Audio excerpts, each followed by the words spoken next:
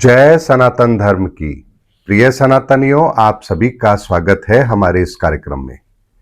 सनातनियों, पिछले कुछ दिनों से बांग्लादेश में हिंसा हो रही है। बच्चों के साथ भी दुर्व्यवहार हो रहा है, महिलाओं को भी नहीं बख्शा जा रहा, हिंदुओं को जिंदा जलाया जा रहा है। ऐसी घटनाएं बांग्लादेश में दोबारा हो गई।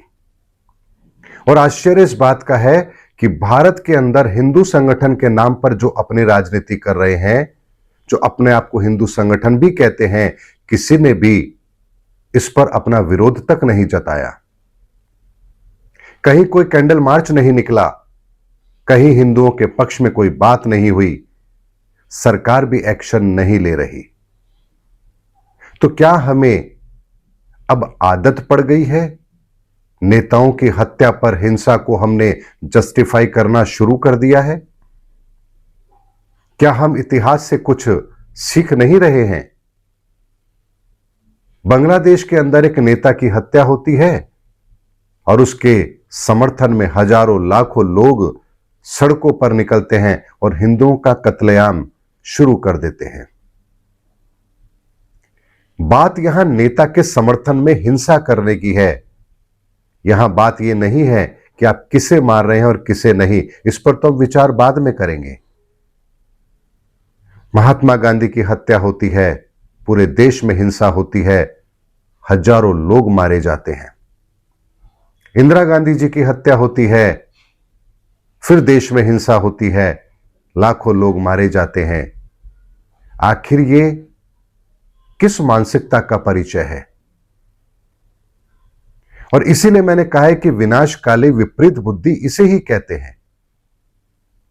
हम किसी एक के समर्थन के अंदर निर्दोष लोगों की निर्मम हत्याएं करना शुरू कर दें, चाहे फिर वो किसी के भी समर्थन में हो, चाहे वो महात्मा गांधी जी के समर्थन में हो, इंदिरा गांधी जी के समर्थन में हो, या बांग्लादेश के अंदर जिस नेता की हत्या की गई उसके समर्थन में हो। यानी आप किसी के भी समर्थन में आकर के निर्दोष लोगों को मारना शुरू कर दें, यह मानसिकता समाज के लिए ठीक नहीं है।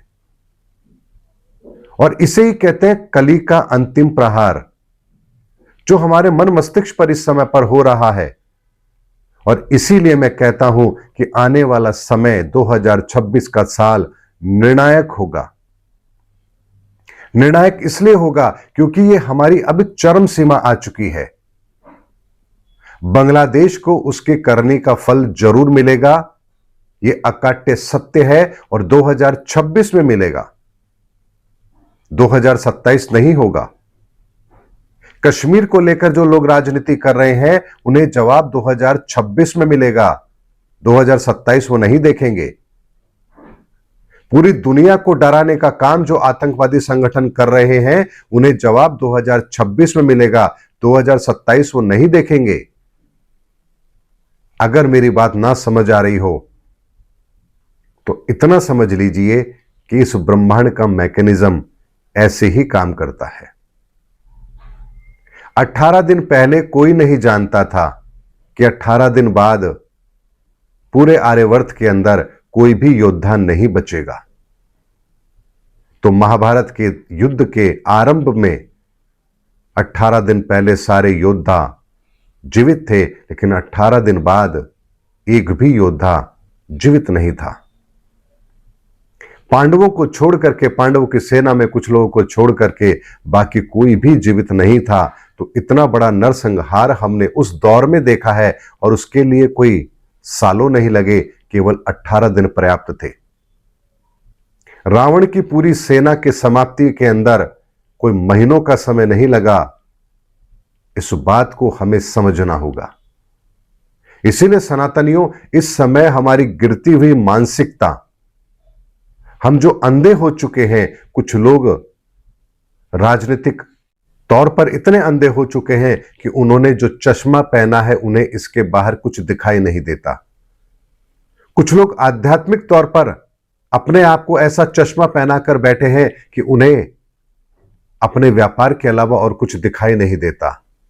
उन्हें तो सिर्फ अपने आप को पुजवाना है, और ऐसी परिस्थिति किसी भी समाज के लिए ठीक नहीं होती है।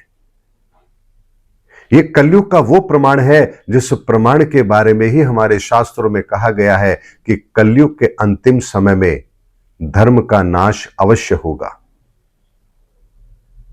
धर्म की हानि होगी, लोग धर्म को पूरी तरह से भूल जाएंगे, मानवता शर्मसार होगी।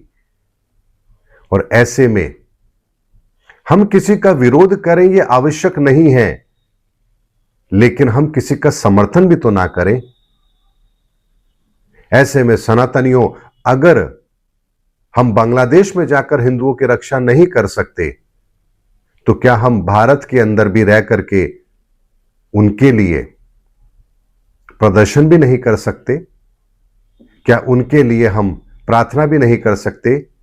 क्या उनके लिए हम आवाज भी नहीं उठा सकते? यही परिस्थितियां जहां भी हो, चाहे वो गाजा के अंदर हो, चाहे वो यूक्रेन के अंदर हो, चाहे वो रशिया के अंदर हो, चाहे वो ताइवान में हो, बांग्लादेश में हो, पाकिस्तान में हो, कश्मीर में हो, या बंगाल में हो, या तमिलनाडु में हो, अगर किसी हिंसा के अंदर किसी बेगुनाह को मारा जा रहा है तो इसका विरोध होना चाहिए।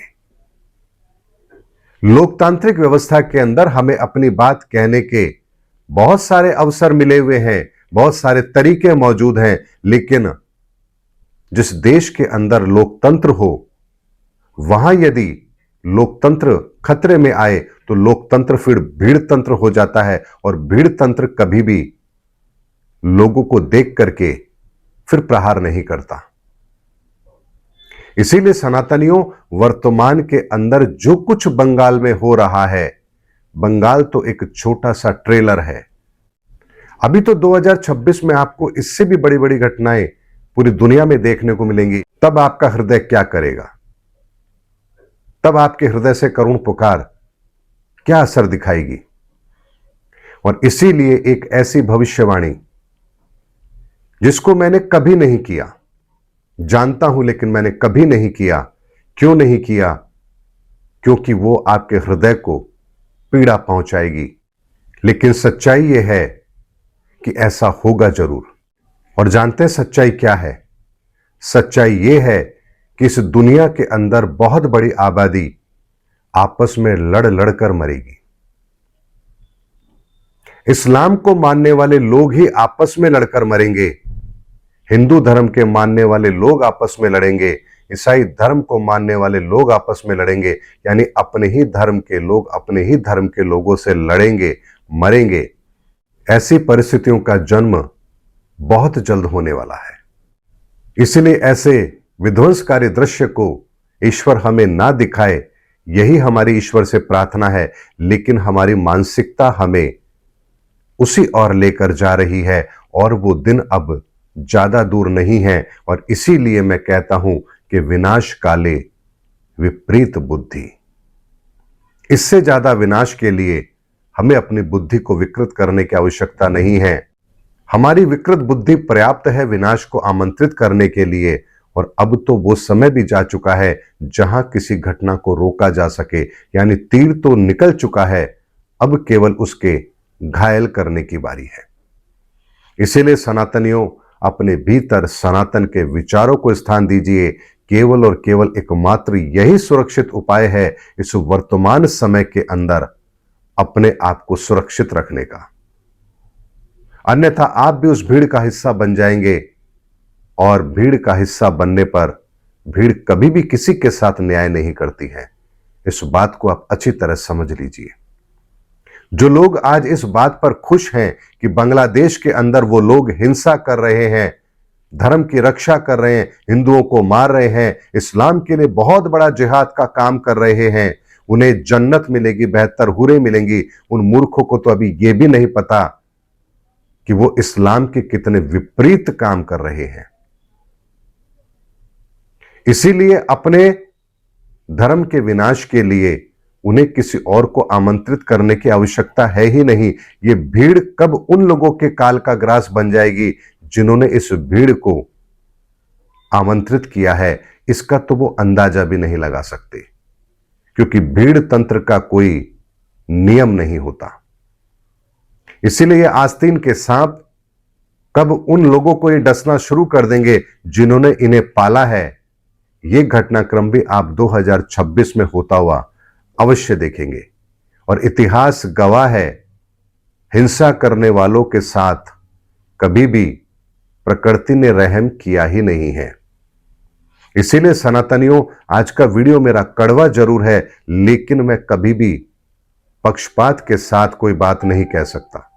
उम्मीद करता हूं सनातनियों, मेरा वीडियो जरूर अच्छा लगा होगा। अगले वीडियो में आपसे फिर भेंट होगी, तब तक हमारे चैनल पर बने रहिए।